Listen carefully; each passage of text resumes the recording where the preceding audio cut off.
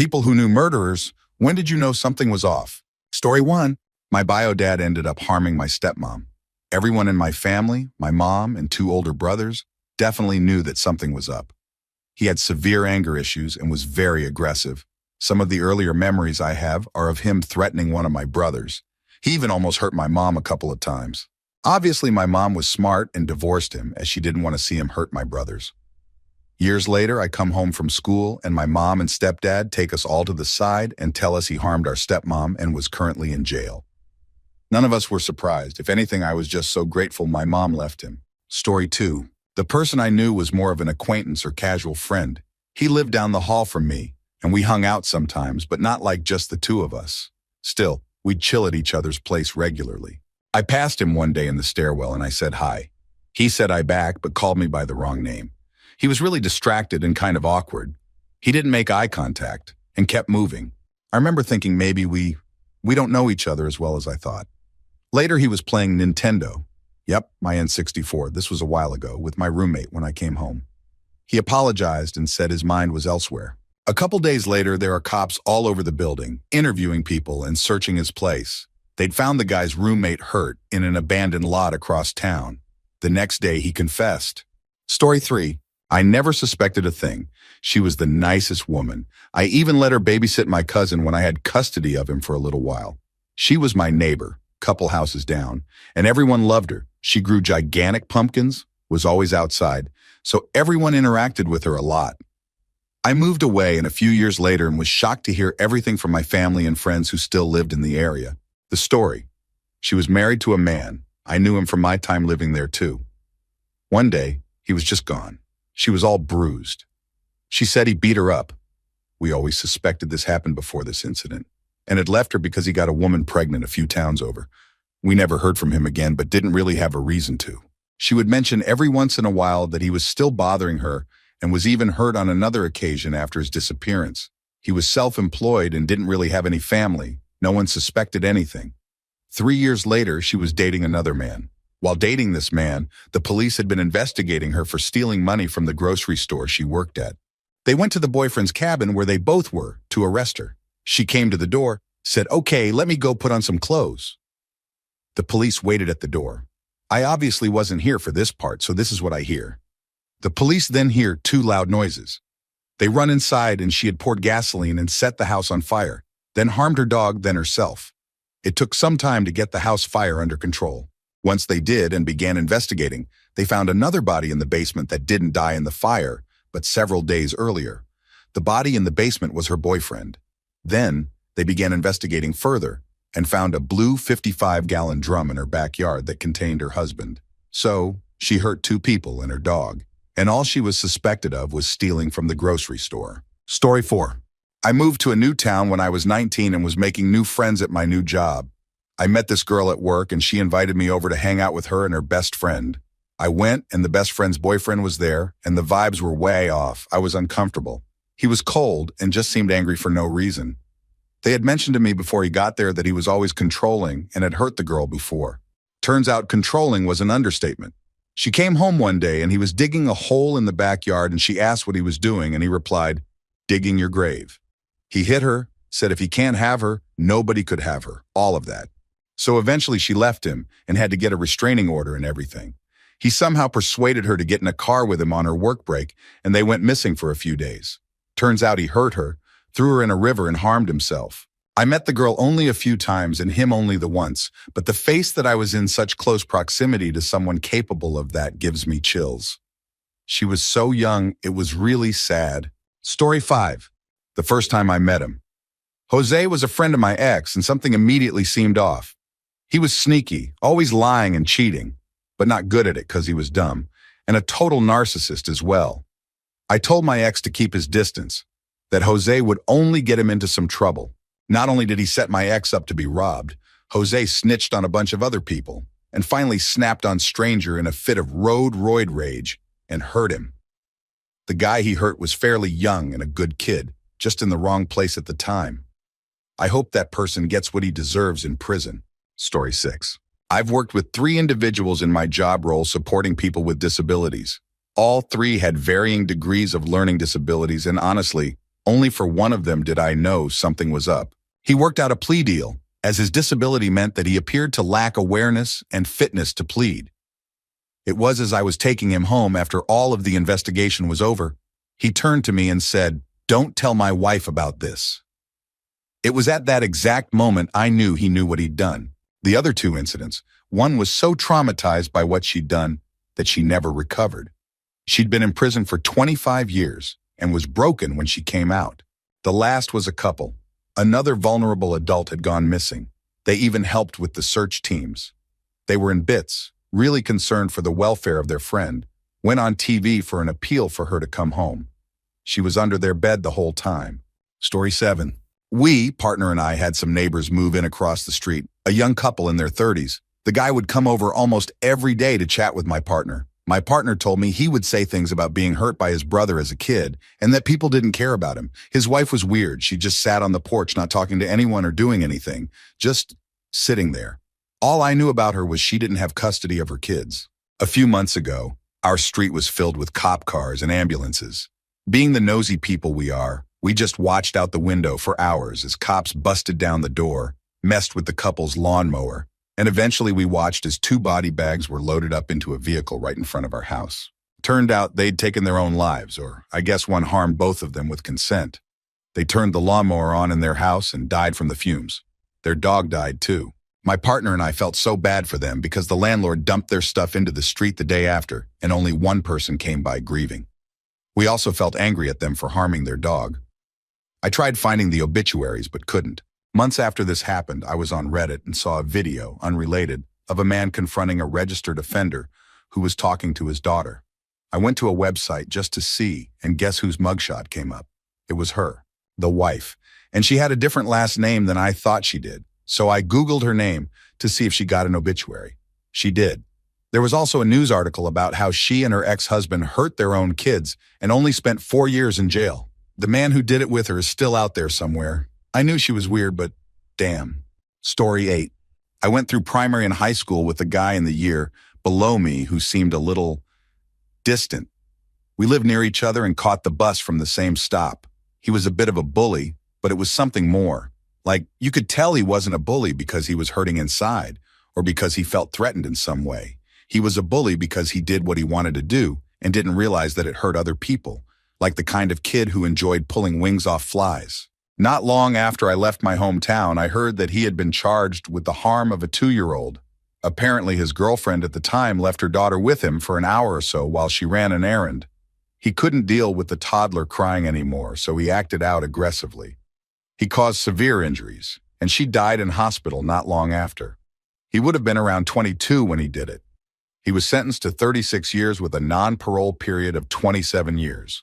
Story 9. Obligatory didn't know him as a friend, but a regular customer in my shop. He would come in after his shift to buy beer and tobacco. On one occasion, he caught and helped us to evict a shoplifter. He seemed friendly enough. Then a local girl went missing and was eventually pulled out of a river a few weeks later. They announced they were looking for somebody in connection with her death, and it was him.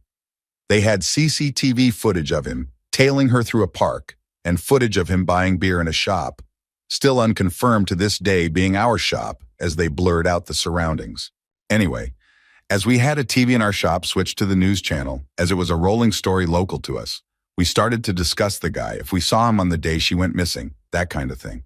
We hadn't, but it was at that point when one of my staff, a young girl, who had previously said to management that she didn't want to work the closing shift anymore because there was too many creepy men around, told us that he used to stare at her when he came into the store in a way that made her uncomfortable enough to not want to be on the floor when he came in. Story 10. I knew this kid my entire life. We were friends in elementary and middle school, more middle school. He was your typical redneck kid, but a kind person. Imagine if Pinky from Pinky and the Brain grew up in the rural South. Well, as people do in school, we drifted apart. He honestly wasn't the person in the group I was friends with. He was just in that circle. So we went about our lives. A year after we graduated, in the same town we all grew up in, he did something tragic to his entire family. Mother, brother, stepsister, father. Just for no reason. Nothing really provoked him from my understanding. He left and went to ride ATVs with his friend later that day. They caught him and he had no memory of it. He went to court and got life and never could recount a single moment, at least he said. It was weird seeing this kid who was, to your knowledge, just dumber than a bag of hammers, yet with an odd innocence to him, on trial for such atrocities. He just sat stone-faced the entire time, almost like he didn't understand what had happened. Not to say I felt bad for him, but I felt something, sadness perhaps. Story 11. In 2016, I was working as a server, and one of my coworkers was always complaining about her difficult husband and how they always fought. They were from Chicago, and kind of just always loud and aggressive, so I didn't think much of it. One night, they both came in for dinner and drinks and sat in my section, and I was looking forward to finally meeting her husband so I could give him a face. I just remember not being able to look him in the eye, feeling super uncomfortable anytime I needed to go over to their table, because my friend would try to spark convo, and I wanted to talk to her. But the guy's presence just sitting there would make my skin crawl. They left that night, but soon she stopped coming to work, and then, a couple weeks later, news broke about the tragic incident. Husband being responsible. Story 12. Sat next to him in choir class. He was always kind of off. He operated on his own wavelength, constantly in his own world, never really engaging with anybody. People just didn't really exist on his radar. On a class trip, we slept in the same hotel room, and he walked around like I wasn't even there. I always assumed he was dealing with something like autism, but in hindsight, it might have been something much worse, like schizophrenia. He never seemed violent, but nobody ever talked to him enough to ever make that conclusion in the first place. A few months ago, he hurt his mother in a very severe way. It was so bad dental records were needed to identify the body. He claimed he saw a sign that told him to do it. From what I heard, he was very eager to tell the police what he had done. He turned himself in, waived his rights, and confessed to everything. When the cops found him, he was covered in blood. They had to hose him down before they put him in a cell. He's looking at 40 years in prison.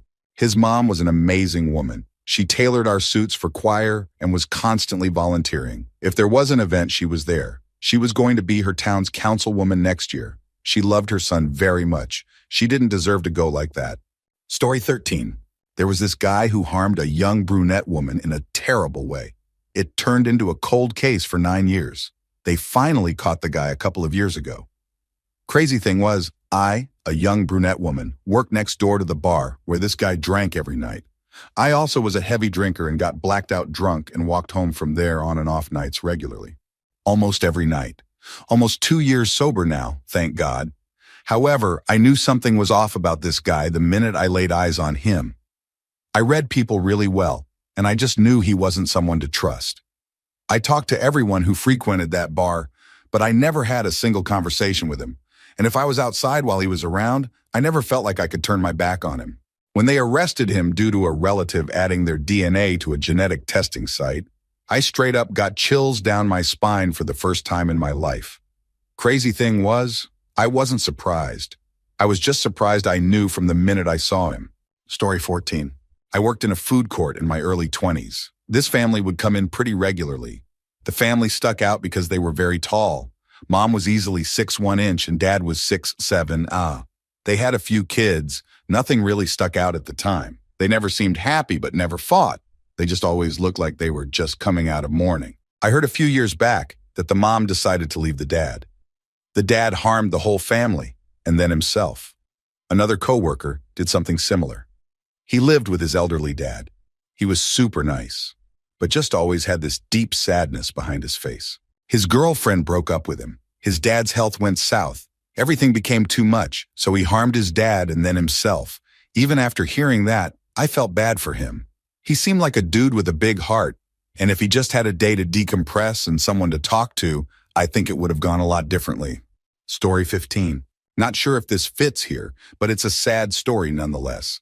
About 5 years ago, my mom hired this man to remodel her kitchen because he had been recommended to her by a bunch of people.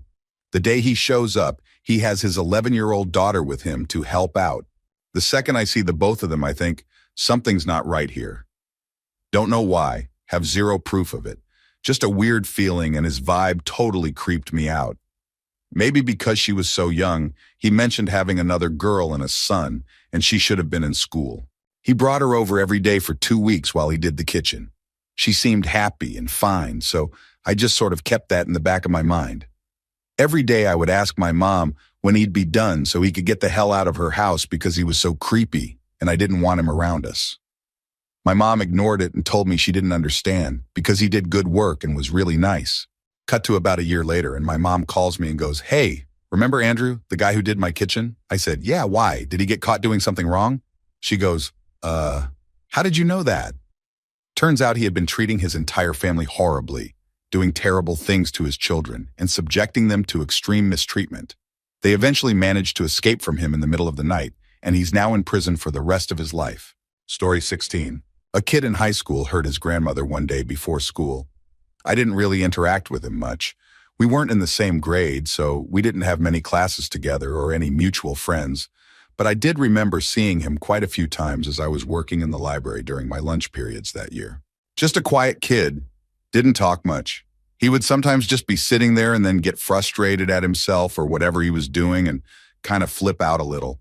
Like a little bigger than "this math problem is really annoying me," and a little less than full-on flipping out. But it would seemingly be about nothing. He wouldn't have any pencils or paper, so I don't think he was doing homework when he would do this. Sometimes he would have a book in front of him, but also, again, didn't really pay too much attention to him. But yeah, one morning he hurt his grandma with a lamp before school. I forgot the reasoning. I think it was something like she caught him sleeping in, and he lost his temper. It was extremely sad. And I went to a really good school that you had to test to get into, so he had to be kind of book smart at the least. That was devastating, though. Story 17. Son of a wealthy family. We were really good friends growing up.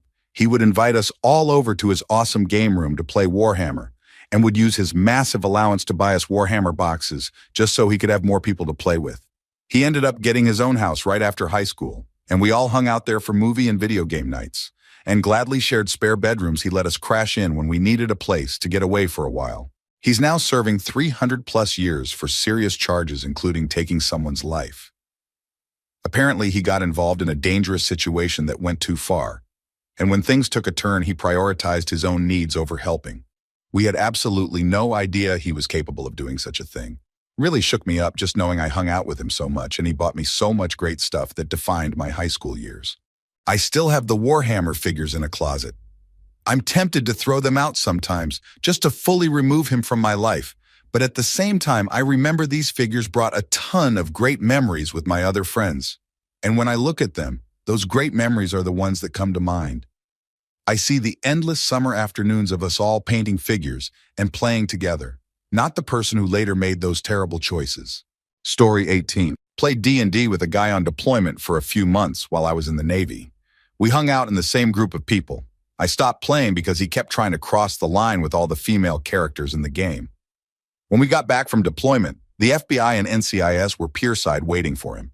He and some other guys had been involved in a very serious crime while one of their spouses was away. I also had some friends who took extreme measures against an older man they suspected of doing something wrong to one's younger sibling. They took the law into their own hands, which ended tragically. 2 of them got life sentences, while another turned evidence and served a few years. Had another guy I was pretty good friends with get arrested by ATF for trying to blow up the car of our local ADA. He bought fake explosives from an undercover agent, and they arrested him while he was attempting to trigger the device. As I write this, I realize I've been close to some really messed up people. Maybe I'm the one who isn't right. Story 19. I know one and still keep in contact with him. We all knew he had issues with rage, but we never thought he would have hurt someone. We worked together at this restaurant for a while, and we got really close. Like, if I wasn't in a committed relationship at the time, I would have dated him. He was super chill, down to earth, and the sweetest person until something triggered him. He didn't get angry often, but he had triggers that would send him into a rage. He was horribly treated as a child by his father, so there was a lot of resentment towards men that looked like his dad or talked down to him. That is where we bonded because I was also mistreated by my mother. Thankfully, I had the resources to manage my trauma. Unfortunately, he did not. His parents believed that faith would cure his traumas. It got to the point where his mother left because his father would pull him out of therapy as soon as they would start making progress, and she couldn't deal with it anymore. He ended up suffering from a concussion about 6 months after I met him. He was helping a friend move and had a dresser fall on his head. After this, he wasn't the same. He quit coming into work and went almost radio silent. We would still talk, but we weren't as close as we were before. At the time, I was moving into the city, and he lived in the suburbs, so we had planned on getting together to catch up. A week later, I got a call from my friend at 7 in the morning saying that he was in jail for hiding a body. I was shocked. After an investigation, they interrogated him, and he confessed pretty quickly. He hurt his dad in a fit of rage and tried to hide the body in the house. Afterwards, he ended up trying to harm himself, but was unsuccessful. After he was booked, I sent him a letter to check in on him. He had suffered from a psychotic episode and only remembers moments from the act. He's now serving 40 years with the possibility of parole after 20. He's medicated and doing really well. Last I checked, he had a few activities he was responsible for managing, and he was working through his traumas with a therapist. Story 20. My ex. We were middle school sweethearts that led into high school. He was sweet and good to me. We drifted apart but stayed friends. His best friend, about a year later, made a comment while they were drinking about finding me to be attractive, which led my ex to try to hurt him with something dangerous. He went to jail as a juvenile and got out. He came back with anger issues, and we all kind of went our separate ways. The ex moved to Florida. Next, we all heard he was in jail for a serious crime. Like most bad Florida-related stories, he got involved with drugs, met a girl, and in their desperate attempt to keep their habit going, they targeted an elderly couple. They broke into their home, tied them up, and raided their home. They gave them PIN numbers and anything else they thought of value. In their drugged-up state, they decided that this elderly couple saw too much.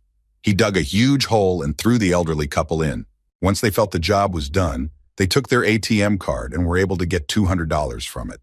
That was it. That was how they were tracked too. He is currently on death row for multiple charges, including kidnapping and robbery. Story 21. In my case, I grew up knowing the family, so it all seemed normal.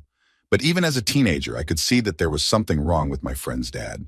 A big group of us was going to a school dance, and the dad asked for a kiss before we all left, then bit his son, which caused him to bleed for a while. It was all shocking and upsetting, but it was soon forgotten because he had done increasingly troubling things in front of us, so the bad behavior was almost normal. His second wife used to babysit me and my brother when we were little and lived on base.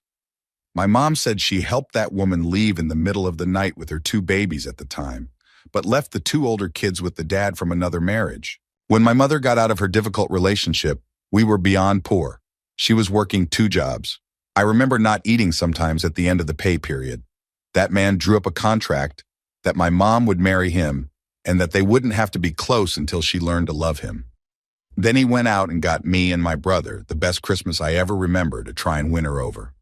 Luckily, she was not fooled. Later, when we all grew up, my best friend at the time dated the younger brother, and the older brother went off into the military, but got a dishonorable discharge. I, in my teenage foolishness, dated the older brother after he left the military, and all 4 of us moved down to Florida for a time. What I noticed is how they begin to isolate you, turn you against others, and even against your best friends and family. When the dad would come visit, everything was treated like a big family secret, no matter how small. My best friend and I had enough of the isolation and controlling behavior, so we took my car and left. They caught up with us in TN as we tried to get home and followed us all the way back to St. Louis, where they finally left us alone when we were back home with our families. While we were gone, the dad remarried and had a baby. What I learned later was that she was planning on leaving and taking the child. He manipulated his 2 sons into helping with something terrible, and they tried to make it look like an accident at a lake. I went to the funeral with my mom, and we knew then. The dad didn't talk to his wife's family and sat next to us the whole time. When it was my turn to view her, I got this feeling of dread. His 2 sons had gone back to Florida and were not at the funeral. When we left, my mom and I sat in silence at a restaurant. We were sure she was hurt on purpose. It turns out he had his oldest son, the one I dated, help with the incident while the other son watched from nearby. When my old boyfriend went back to Florida, he confessed to his mother and his girlfriend at the time and turned himself in out of guilt. Abusive people are manipulative and hold many secrets. You often know something is wrong, but it happens so slowly over time that you don't understand the full scope of their intentions. Story 22. A boy I went to grade school with used to have a hard time with bladder control. He always tried to hang out with me. Our mothers worked together as housekeepers at a nearby resort. and sometimes they brought us with them when they couldn't find childcare during school vacations. He would go through 3 or 4 pairs of pants while we were there. I also was in his group during a summer rec program, and he would run fully clothed into the pool when it wasn't our turn. He pretended it was an accident every time, but I knew he was trying to cover up the fact that he had wet himself. On the playground, he would go up on the hill behind the school and lay out in the sun with his legs spread, hoping it would dry before recess was over.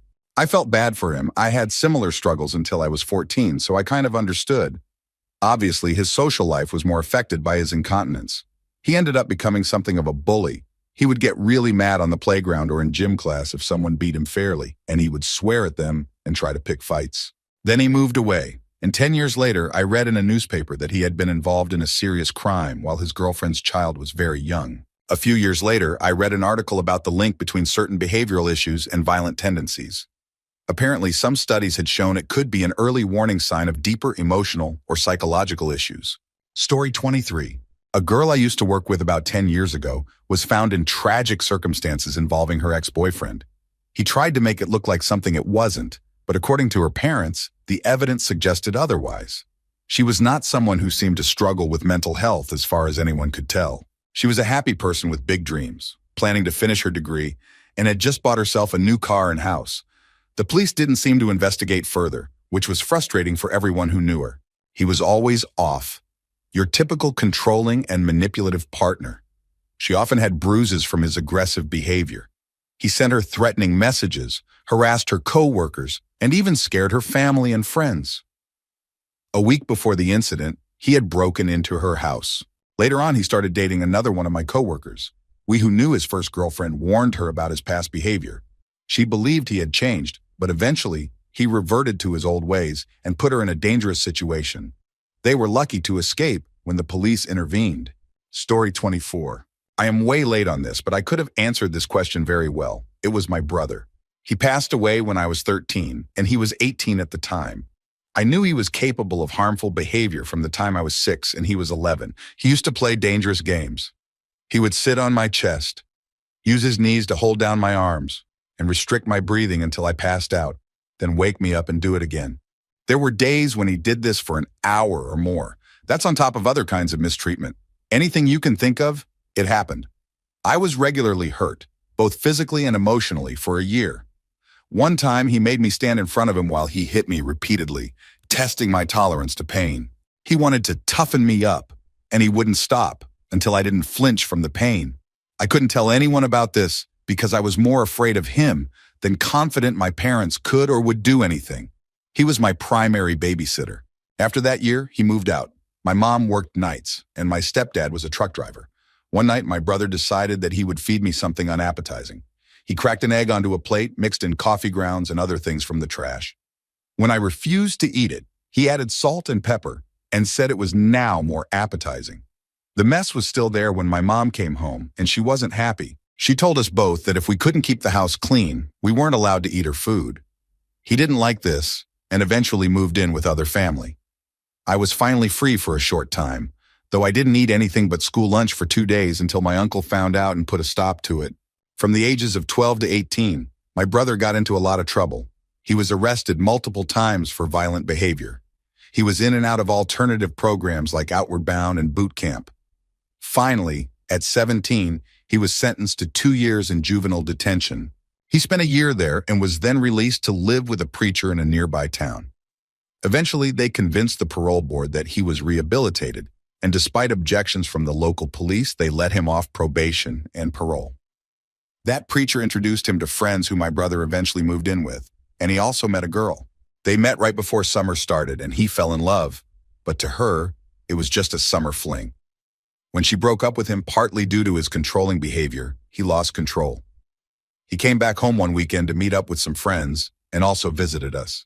Later, my mom would say she sensed something was wrong with him, but that's all in hindsight. On Sunday night, he went back home. Monday night, he committed a terrible act against his 3 roommates, using a weapon he obtained from a friend involved in a burglary. He also took one of the victim's cars and drove 8 hours to where his ex-girlfriend was in college. He arrived early Tuesday morning and somehow gained access to her dorm room. Tuesday morning, he found his ex-girlfriend, harmed her, and then took her and a few of her dorm mates hostage in a room. A 6-hour standoff with police ensued. Eventually, he exposed himself to danger one too many times, and a police sniper took action, hitting him. He tried to resist as the cops entered, but he was already gravely injured. He passed away later in the hospital, and my family became national news for a short time. When did I know? I knew the moment I was 6 when the bad times began. I thought I'd be his first victim. The day he passed was the first day of my real life, a day without fear. Story 25. As a kid, 13 at the time, I had a friend whose older brother, about 19 then, was known and respected for his tough lifestyle. He was nice to everyone, except my older brother, with whom he had fought a lot growing up. My brother knew something was off about the guy and didn't trust him. Even though it ruined my brother's social life, he understood that there was more at stake than just losing his social life if he kept hanging around this person. Nearly 20 years later, I'm at a friend's house, buying some weed. There's a big, intimidating guy there, rambling on about needing to deal with some witnesses. He described how he and a friend hid in a person's bedroom closet, waited until they were sleeping, and then threatened them to keep quiet. He stated his name, saying, "I'm Joe Smith. I've changed the name. I'm untouchable. Who do these witnesses think they're dealing with?" My heart skipped a beat. It was the same guy. I texted a friend in the room with me, warning him not to use my last name in case it set this guy off. It was nerve-wracking, to say the least. Being in his presence triggered intense fight-or-flight responses. Options of escape quickly filled my head, and within seconds, I was ready to jump out a second-story window onto concrete to get away from him if necessary. Fast forward a couple of years, and the guy was found guilty of a serious crime. He apparently hid the evidence in a barrel and disposed of it in a creek. Story 26. He was the son of my dad's coworker and friend. Before my father got laid off this year, they had worked together for 32 years. So we occasionally saw each other while growing up. The son was my age and went to the same middle school and high school as me. I knew he had some kind of mental disorder involving impulse control. For example, on his way to our middle school one day, he saw a baseball bat lying on a front lawn and decided to use it to smash in the windshield of a car parked there. He was also fascinated with dark topics and would talk about wanting to see something tragic happen. Obviously, I was not a big fan of him and did not seek out a friendship. A friend of mine, still my best friend today, felt bad for him and would talk to him before classes. One day, she was pulled into the principal's office and told that they found a list he had made of people to not hurt in his imagined scenario. She was on it. I'm not sure what happened with him after that, but I didn't see him again until high school. After graduation, I got a part-time job at a corporate office downtown, where I was tasked with making lunch runs. The local restaurants, where I would pick up food, had a missing person flyer for a boy my age. According to the diner staff, his family feared he had wandered off into the desert. A few weeks later, I saw my old classmate's mugshot on the local news. He had been involved in the case of the missing boy. Apparently, he and his small group of friends had taken the boy into the desert, where things took a tragic turn. Story 27. It was a gradual progression of troubling behavior. My ex seemed normal at first, just a little overly confident and self-assured about his influence on people. He once told me that I would always belong to him, even if I married someone else. I laughed it off, but it gave me an uneasy feeling. A few months later, we broke up and I moved far away and got married. His sister told me that he kept insisting I would come back to him no matter what.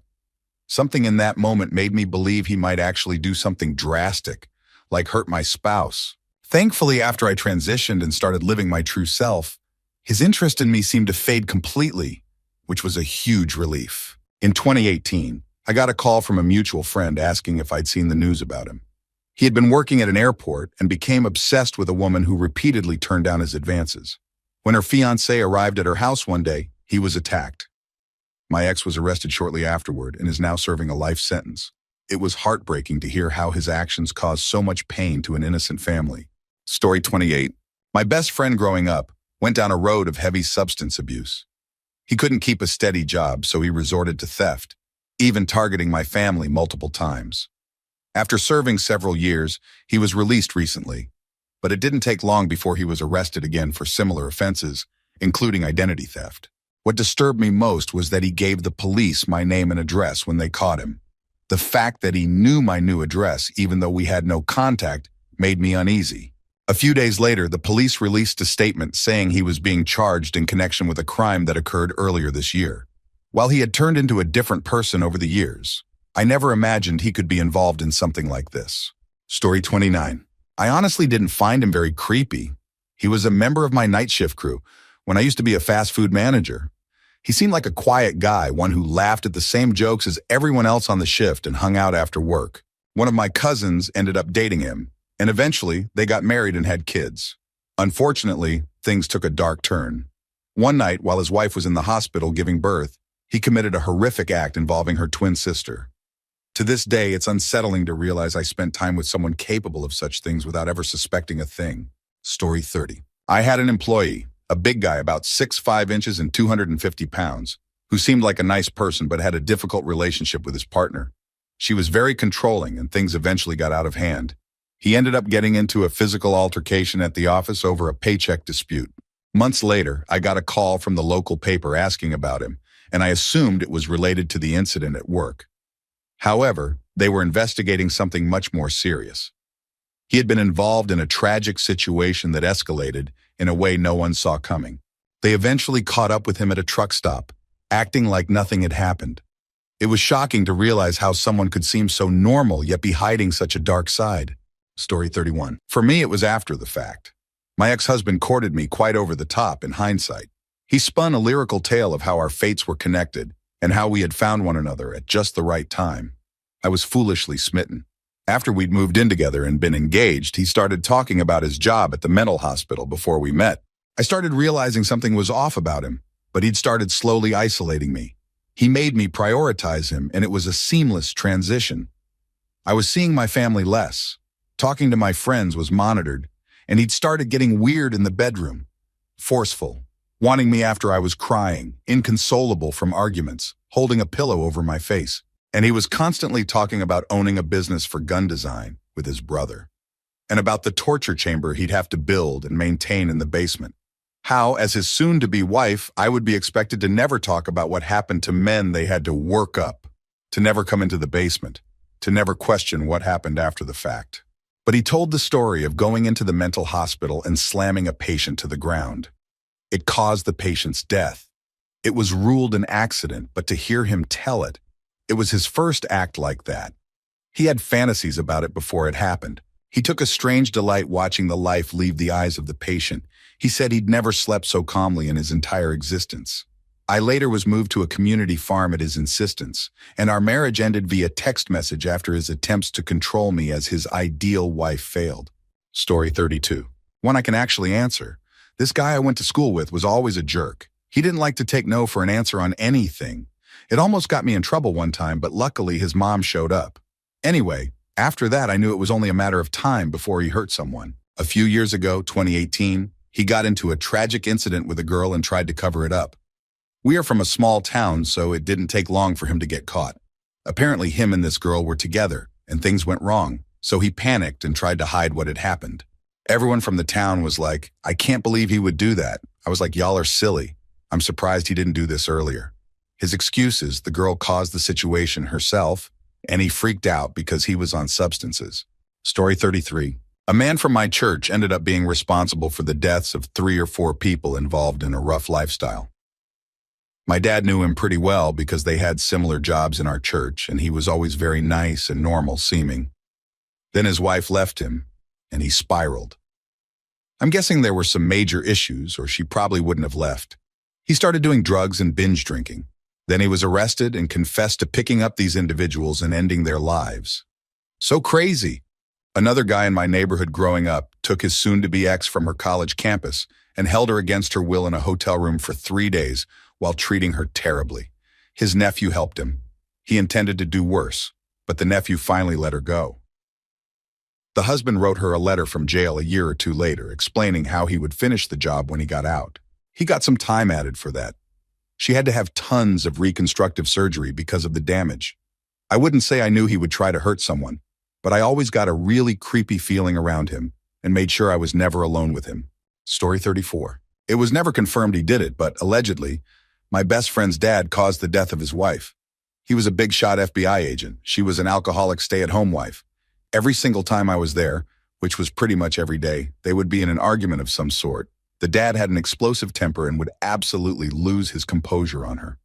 One day at school, my friend gets called into the office and then comes back to class just stone-faced. He grabs his stuff and leaves immediately.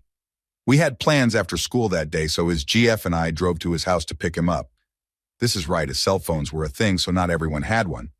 We get there and the house is surrounded by cops, the coroner, and a pastor. We walk up and my friend is sitting there in tears, his dad by his side, with not one shred of emotion.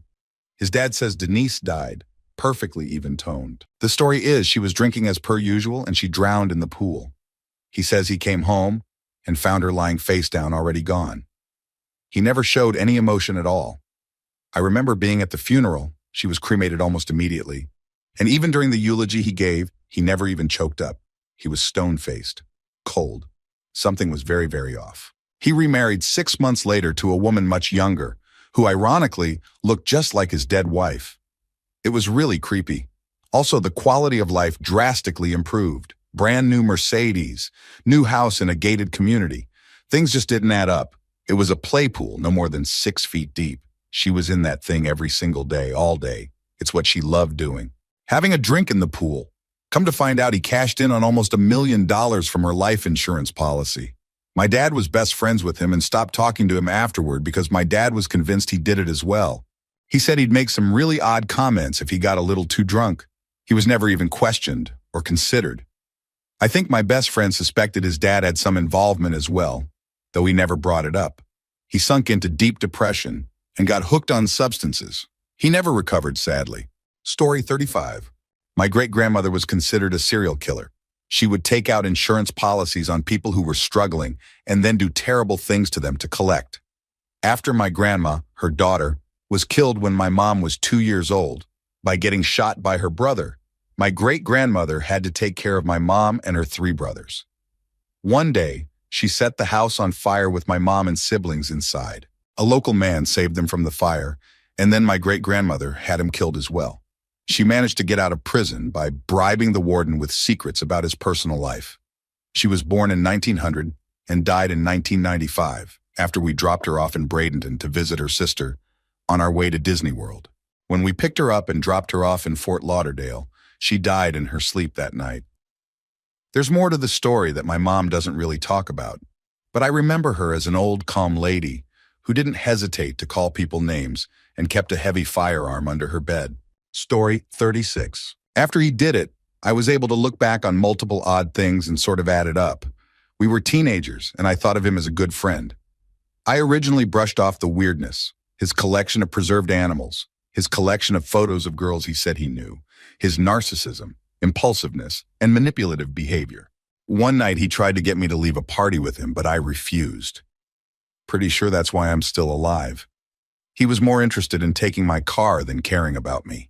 He ended up hurting his grandparents a few weeks later and took their car. He fled to Mexico before he contacted anyone. He eventually turned himself in after speaking to his dad. He did about 25 years in prison and is now out there somewhere. He once wanted to be a nurse, and I feel like that might have gone terribly wrong too. I hope he got some help for his issues, but I never want to see him again. Sometimes it hits me that he might have intended to do something terrible to me that night, just so he could be free. Story 37. In 7th grade, I was a shy, lonely kid in a new town. Friends were few, and most of my time was spent alone with my video games. A few weeks into the school year, another kid approached me. He was wild and outgoing, the opposite of me. He basically invited himself into my life. We became friends quickly, almost without me having a choice. One day, he invited me to his house to work on a school project. His home was messy and cluttered, and his stepfather seemed angry and intimidating. The stepfather even took a knife and stabbed the project we were working on right in front of us. Years later, my friend moved in and out of my life. Eventually, he stayed with us for a while. One morning, his stepfather showed up at our door and attacked him. I shouted for him to leave, and he eventually did. My friend moved away soon after that. Years later, he was hosting a birthday party for his child when his stepfather showed up again. In a tragic turn of events, my friend and his family didn't survive the attack. He was a good person raised by broken people, and he paid the price for their failings. Story 38. I once met a coworker's mom and stepdad. They seemed like normal, though rough around the edges people. A year later, I heard that the stepdad had done something terrible to the mom, involving severe violence. My great-grandfather and his father were also involved in tragic incidents long before I was born. One of them had a violent streak that led to multiple confrontations. He once claimed an incident was a hunting accident, but many people doubted his story. The family history continued to have its dark moments, including an incident where my great-grandfather acted impulsively and ended his own life after a troubling confrontation. These stories have left a lasting mark on my family, shaping our past in unexpected ways. Story 39. My grandma shot her husband, my mom's stepdad. My mom told Grandma that he had been inappropriate with her, so Grandma hid in a closet one day. And when stepdad tried to act on it, Grandma came out and shot him. It was reported as a suicide, and I didn't know about it until after my grandma died. To be honest, she's not a hero in this story, though. Grandma was very mentally ill and abusive my mom's whole life. It sounds like she did it more out of jealousy than anything else. My mom was about 14 at the time, and Grandma had her clean up the mess. Obviously, this affected my mom deeply. I am so grateful that mental illness isn't as stigmatized now, and that help is more readily available than when my mom was a kid. My mom is dealing with bipolar disorder, and it is hard. I can't imagine what it must have been like growing up with that unmedicated and untreated. Though I don't think my grandma is the good guy here, as I said, I do feel sorry for her because we know she had severe mental illness, and all anyone did was lock her up in an asylum occasionally. Story 40. I was a vocational counselor for people with mental health issues a long time ago. Many of the people I worked with were transitioning out of mental hospitals after serving time as part of a court sentence. They gave the illusion of self-sufficiency to show the court that they were trying to reintegrate into the community. Some of the individuals I worked with had been involved in serious crimes, including taking lives. One person I remember vividly because he was the first person I met on my first day. I arrived early and there was just this man standing outside smoking a cigarette. He started talking to me like he owned the place, even claiming to have hired me. Right away, I could tell he wasn't well and had a very inflated sense of self. I later found out that he had been hearing voices. One day, he thought his neighbor was telling him to do something terrible, so he acted on it, resulting in a tragic incident. Story 41. My mom actually dated someone who is now accused of being involved in a murder. From the moment I met him, he just felt off. He would talk about being part of some ancient order, claiming he was chosen by a higher power. He seemed absolutely delusional, but also like he was putting on an act. Apparently, when he was arrested, he was working on some strange project at his house. The whole situation was bizarre, but it wasn't all that surprising that he ended up hurting someone. The scariest part was that after they broke up, my mom found him inside her house in the middle of the night. Luckily, my older brother was there and got him out of the house. The police weren't much help, but I'm so relieved that he was eventually arrested because I'm pretty sure he could have hurt my mom. Story 42. The person I knew was a client of mine earlier this year at the Mental Health Substance Abuse Treatment Center where I worked. He was a 23-year-old with schizophrenia, fresh out of jail, court-ordered to complete a treatment program. His schizophrenia caused paranoia and he constantly thought everyone was out to get him. For some reason, he trusted me, and I became his main point of contact. Maybe it was because we both had a background in music. He was an aspiring rapper. I spent most of my shifts dealing with him, trying to help him calm down and keep him from acting out. He required more care than our facility could provide, but we did our best to support him. Eventually, his mental health episodes became more severe, and I had to find a hospital to take him in. I still remember when he gave me his basketball as a gesture of trust, asking me to keep it for him.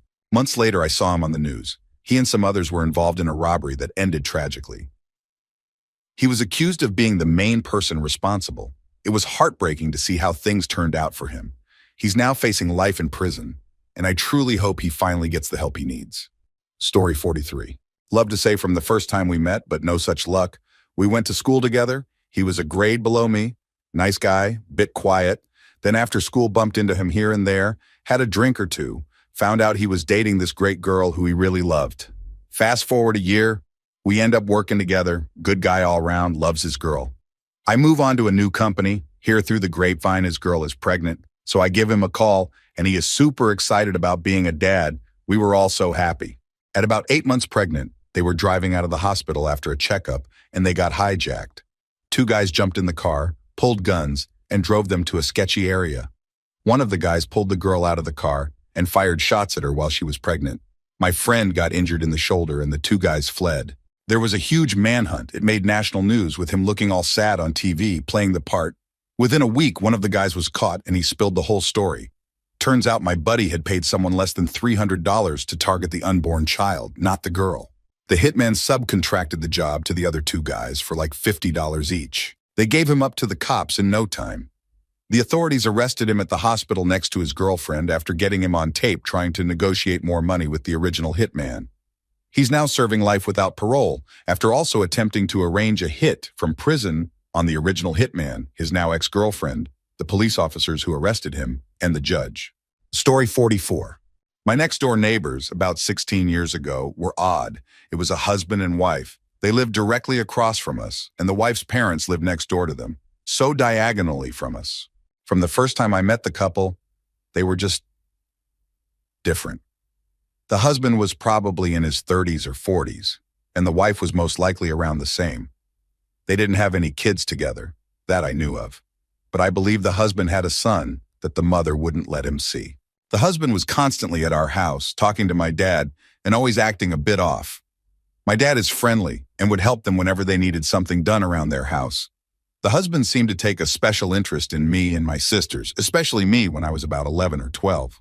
One time, he even bought me a drum set, which creeped me out a bit, but he said it was because he couldn't spoil his own son. One day, he asked if one of us could come with him to the marina to move a boat. He told us he had already spoken to my dad and that it was fine. I volunteered to go, and we didn't get home until much later than expected. During that trip, he said something inappropriate that made my skin crawl. After a few more months, he and his wife divorced, and he moved away. A while later, the FBI showed up at his house, searching the yard for evidence. My dad found out they were looking for something related to a case involving our ex-neighbor. Fast forward to recently, my dad called to say that the neighbor was involved in a serious crime, including taking the lives of his cousin-in-law and her child, as well as their pet. It was a shocking end to a story that had seemed strange from the start. Story 45. I've only heard him talk about it once because even though it was justified, it haunts him. Maybe not the best reply here since I didn't know him prior, but you wouldn't have expected him to have this secret at all. My grandfather figure. It's complicated, just know he's basically my grandpa. Lived in Germany during WU2, close to the capital. His family were supporters of the regime at the time, mainly due to his father's position in the military. However, his mother grew weary of the situation and managed to convince her husband to move the kids to the countryside. During this time, the family they stayed with also hid a Jewish family. My grandfather became friends with a boy from that family, both of them around 10 years old. One day, a teenager from the Hitler Youth came by and started harassing them. Things escalated quickly, and he began attacking the other boy. My grandfather, in an act of bravery, used a tool to defend his friend. The families decided to cover it up to protect everyone involved. He still feels conflicted about what he did, even though he knows he saved lives. He's a hero in my eyes for what he did, even though he carries the burden of that memory with him to this day. Story 46. So we lived next to a fruit orchard, and there was a house on the orchard that seasonal picker workers would live in. It was basically a well-known fact in the area that nearly all the pickers were in the country illegally, unless they were European backpackers on holiday, and sometimes even then too. There was this lovely family, a wife, husband, and kids that got on really well with us. Mom would chat with them over the fence when she went to tend to the paddocks, and they'd always ask after us. A couple of weeks into the season, a new guy moved in, a weedy, creepy dude. My mom, bless her, is way too nice to people. She has a hard time clocking creepy men and doesn't want to be rude to anyone. She spoke to him when she saw him, and he started calling out to her from the orchard just to talk when he really didn't have anything to say. He'd stare at her too. Then he started bringing crates of fruit to the house, leaving them on the picnic table in our yard, which would be nice, I guess. Except he only did it when we were out of the house or asleep. It was like every time we left, he was watching and waiting to come over. Our animals started getting restless at night, and it turned out he was getting into our yard even when he wasn't leaving fruit, using that as an excuse if he got caught. Someone broke into our garage, and while we had no proof it was him, we definitely suspected it. Things came to a head when Mom woke up to the dog barking and saw him staring through the window. Her partner worked night shifts, so he wasn't home, and she was terrified and ran to my room to hide. I was a bold teenager, so I went and turned all the outside lights on and started yelling. It scared him off. Mom spoke to the husband of the nice couple the next day, and he was furious. He didn't know that's where the guy was sneaking off to every night, but promised to handle it himself because he didn't want any trouble with the police. He asked us not to tell the cops because he feared everyone might get deported if they did. The next day, there were cops at the house. Turns out the creepy guy had a knife and had attacked the husband, leading to a tragic outcome. Mom was told not to make a statement because the case was already clear-cut with multiple witnesses.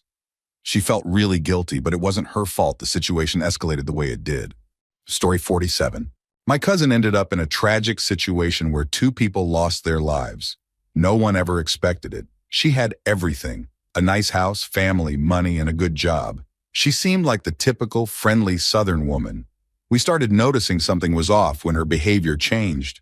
There were always strange people at her house, and they stopped inviting guests over. Apparently, she found her husband with another woman one night, and in a moment of rage, she made a terrible decision that changed everything. She ran from the police for about 2 weeks but was eventually caught and received a heavy sentence. Later, we found out that there was much more to the story, including family secrets and struggles with substance use. It goes to show that even the people you think you know best can have hidden sides to their lives. Story 48. I met two parents who were later accused of a terrible crime against their child. I was a cable technician and did a service call at their house. The husband seemed overly friendly, almost in a creepy way, while the wife was very timid, avoiding eye contact, and quickly disappeared into the back of the house. The house itself was dark, with all the windows covered, and it had a bad smell. They had 3 children, but I only saw 2 of them that day. A few days later, I saw on the news that the parents had been arrested for something unthinkable involving their son. It broke my heart to realize that I had been so close to a situation where a child was suffering, and I hadn't known. It was a haunting experience to know I was just a few feet away and could have done nothing to help. Story 49. I had a guy working with me when I was in a fast food job. I worked in the kitchen and he was front of house, so we didn't interact much. One quiet night, the manager sent him over to help with cleaning. I gave him the unpleasant task of cleaning under the pot washer, which involved lying on your back in a mess of water and food scraps. He didn't seem too pleased, and when he finished, he said if I ever gave him a job like that again, he'd kill me. I laughed it off, thinking he was joking, but he didn't smile or seem like he was. The next day, I found out that he had gone to confront someone over a personal matter, and things had turned violent. The situation escalated quickly, and he ended up in jail. I often wondered if he might have been serious when he made that comment to me. Story 50. Not until he was arrested. I was friends with him for over 25 years. Went on canoe trips with him, he spent time with my family, and I spent time with his. He was one of the few friends I stayed in regular contact with after high school. It turns out he had been involved in a crime during our high school years, which remained a cold case for 20 years. So I knew him much longer as someone with a dark secret than before he committed the crime. I never would have guessed. He was a nice, friendly guy, and I never saw him angry or upset. The victim was a store clerk, and I couldn't understand why he did it since it was the middle of the day, and money wouldn't have been a motivation since the store wouldn't have much cash on hand, and his family had plenty. He was certainly strong enough to handle the situation without resorting to violence. It's been almost 2 years since he was arrested, and I still can't wrap my head around it. I can't wait for the trial to begin to maybe get some answers.